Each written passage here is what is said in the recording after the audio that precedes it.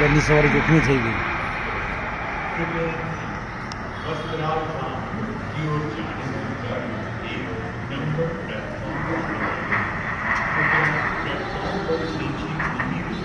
પૂરાઈ ગયા અમે કોઈ. आज इस नजारे ने पूरे देश को हिला दिया जब एक बोइंग 787 ड्रीम लाइनर जो कि अहमदाबाद से लंदन जा रहा था वो टेक ऑफ के 1 मिनट से भी कम समय में इस तरह से दुर्घटनाग्रस्त हो जाता है. आखिर ये दुर्घटना क्यों हुई? लोग हैरत में हैं.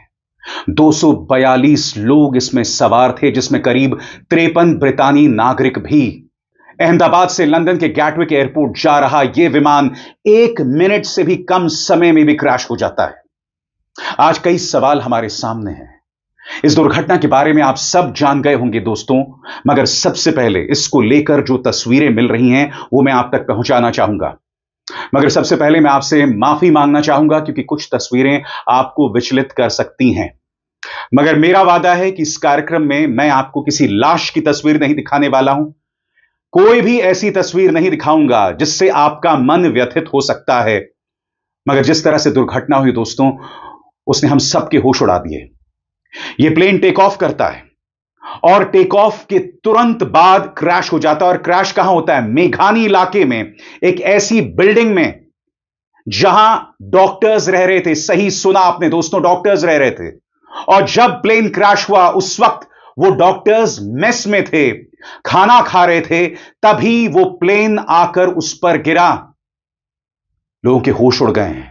तस्वीरें जो सामने उभर कर आ रही हैं वो हतप्रभ करती हैं, होश उड़ा देती हैं कि किस तरह से लाशों की हालत है जो क्षत विक्षत हालत में है.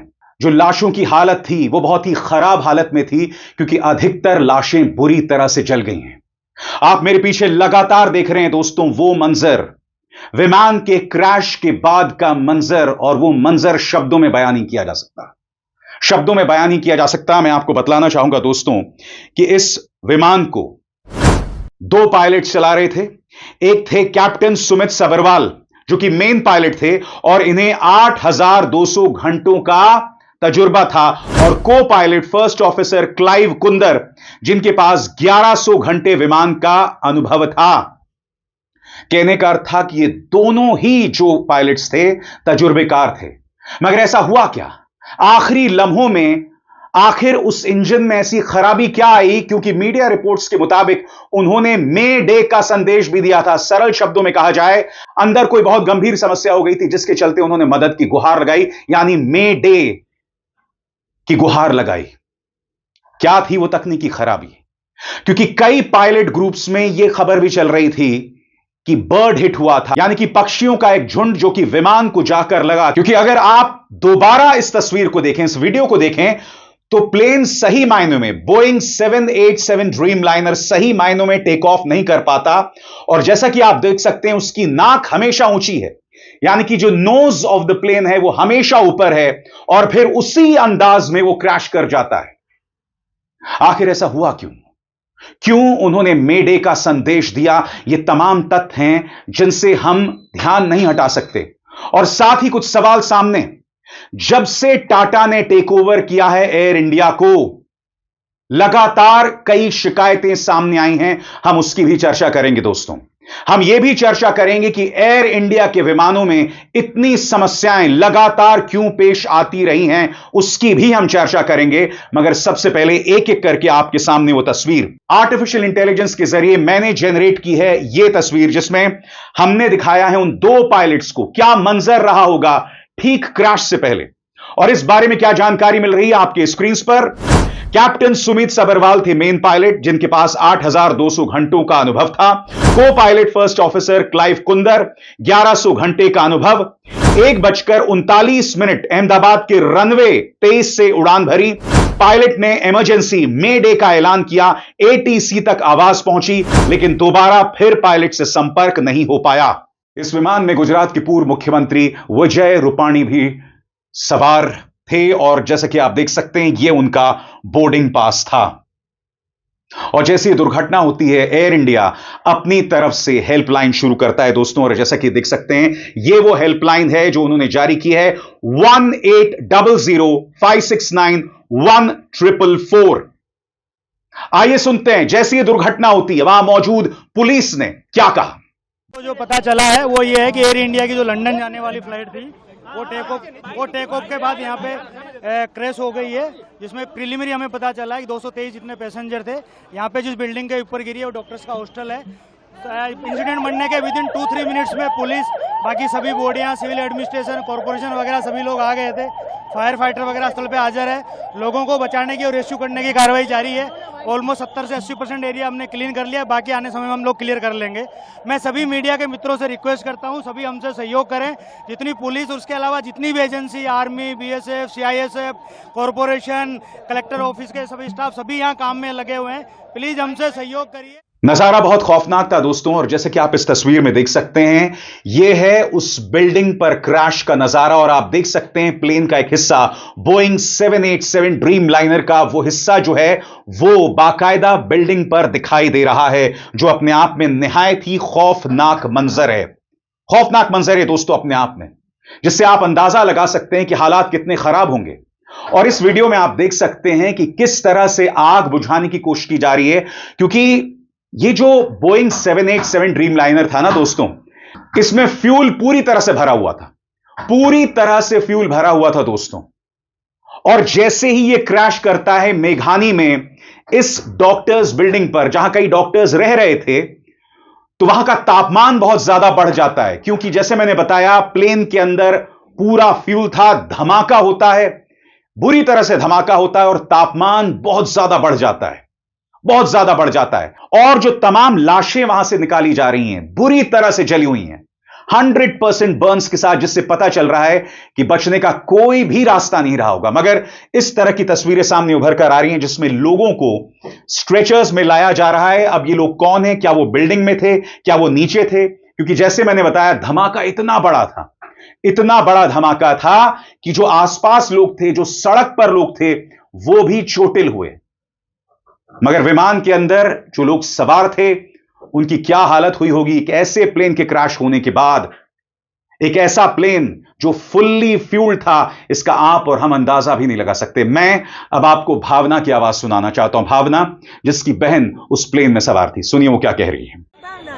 भावना बहन, आपके कौन आ रहे थे और कौन सी फ्लाइट में आ रहे थे, और अभी क्या सिचुएशन लग रही है आपको? हमारी बहन जा रही थी लंदन। 1 बजे जा रही थी फ्लाइट। 1:10 की फ्लाइट थी और जा रही थी लंदन। लंदन जाने से पहले ही क्रैश हो गया प्लेन। दोस्तों इसके अलावा एयर इंडिया ने बाकायदा पूरी लिस्ट जारी कर दी है, उन 242 पैसेंजर्स की लिस्ट। ये वो तमाम लोग हैं जो कि बोइंग 787 विमान में शामिल थे, सवार थे। और सबसे बड़ी बात, एक बोइंग 787 ड्रीम लाइनर का इस तरह का क्रैश पहली बार हुआ है।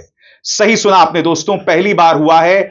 मैं आपको बतलाना चाहता हूं एविएशन जर्नलिस्ट, नागरिक उड्डयन पत्रकार जॉश कैहल क्या कह रहे हैं। Breaking, an Air India 787 dreamliner with 242 passengers on board bound for London crashed shortly after takeoff.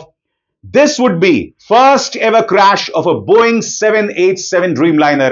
इससे पहले कभी भी कोई भी Boeing 787 Dreamliner क्रैश नहीं किया है। स्वाभाविक सी बात है दोस्तों, इससे कई सवाल खड़े हो रहे हैं और उन सवालों का जवाब देना होगा, क्योंकि इस देश में जवाबदेही नाम की कोई चीज नहीं है।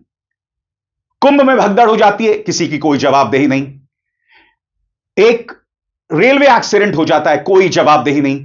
लगातार इस तरह की बातें आती हैं। आज कई सवालों के जवाब देने होंगे सरकार को भी, टाटा को भी, जिसने एयर इंडिया का टेक ओवर कर लिया था। और मैं आपको बतलाना चाहता हूं दोस्तों, जब से टाटा ने टेक ओवर किया था एयर इंडिया का, यह उम्मीद की जा रही थी कि उसके हालात सुधरेंगे, मगर सुधरने की बजाय कई शिकायतें सामने उभर कर आईं। और मैं आपके सामने सिलसिलेवार तरीके से वो तमाम मुद्दे रखना चाहता हूं जब से टाटा ने टेक ओवर किया, किस तरह की शिकायतें सामने उभर कर आईं, क्योंकि इन सवालों के जवाब देना बहुत जरूरी है। नंबर 1, टाटा के टेक ओवर के बाद एयर इंडिया में कई तकनीकी समस्याओं की शिकायतें सामने आई हैं। वो कौन कौन सी समस्याएं, एक एक करके आपके स्क्रीन पर। पुराने और खराब हो चुके विमानों का इस्तेमाल।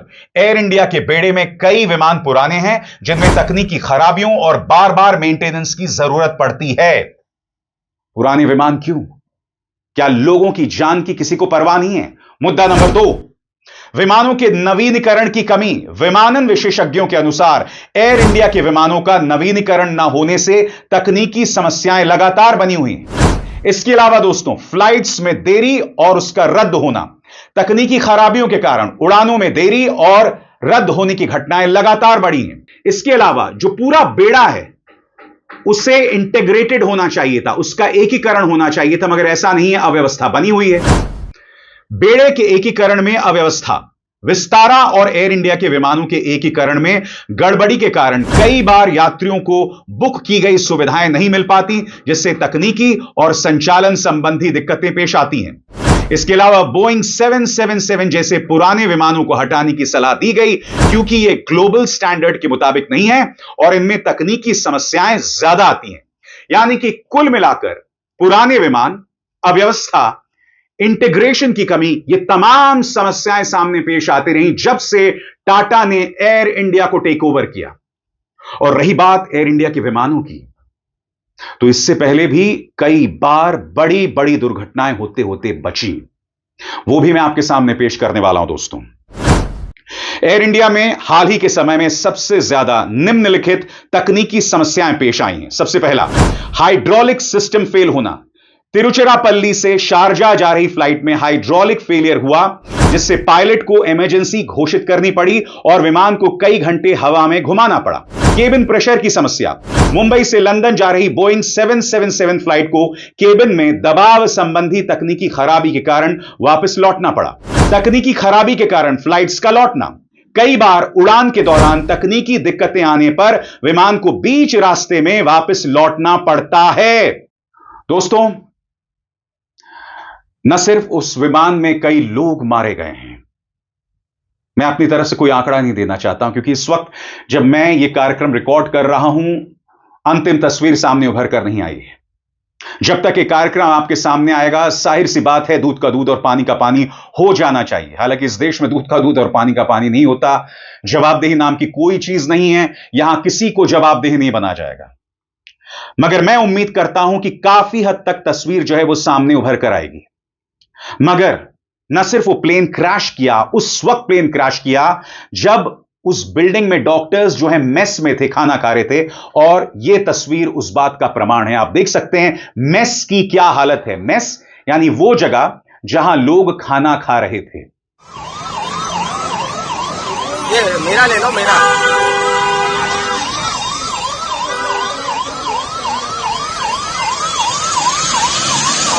वो नेटवर्क का प्रॉब्लम है, मैं जा रहा हूँ, ये इसके मैं हो गई, ये मैं जा रहा हूँ। चलो मैं सर बाद में फोन करता हूँ, मैं अभी ये थोड़ा भागता हूँ।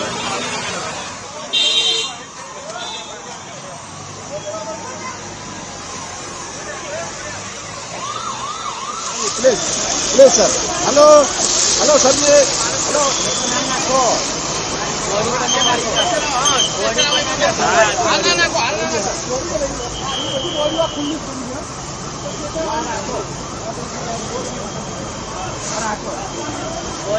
ये बॉक्स तो नहीं, बॉडी पर रखता है।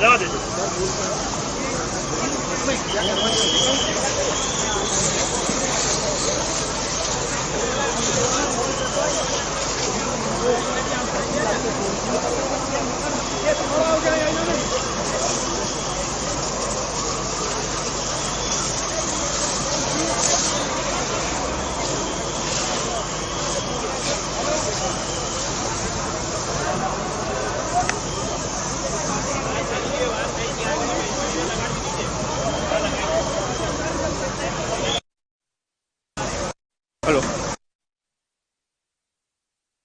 मैं हूँ अभी। हाँ जी, वो मेरे साथ धर्मेश जी है और राहुल भी है।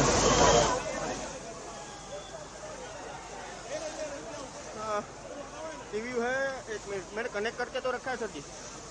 धर्मेश जी ने सर्वर दिया था। नहीं, एक मिनट रुकिए, मैं करता हूँ, आपको फोन करता हूँ। हाँ बस वही है मेरे पास अभी। दूसरा धर्मेश जी है, धर्मेश जी को फोन कर दीजिए एक बार।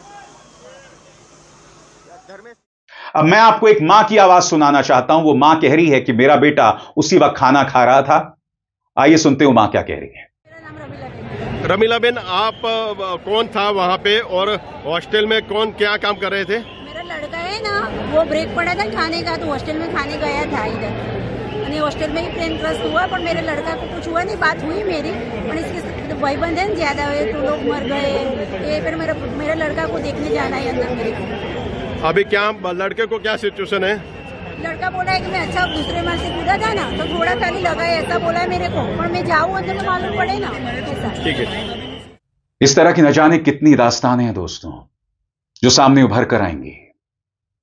इस मुद्दे पर यह मेरा पहला कार्यक्रम है दोस्तों, और आने वाले दिनों में या आने वाले घंटों में जैसे जैसे नई नई जानकारियां मिलती रहेंगी मैं आप तक पहुंचाता रहूंगा, और मेरा वादा है हर बार की तरह आप तक तथ्यों के आधार पर इस समस्या की जड़ों तक पहुंचने की कोशिश मैं लगातार करूंगा। अविसार शर्मा को दीजिए इजाजत। नमस्कार।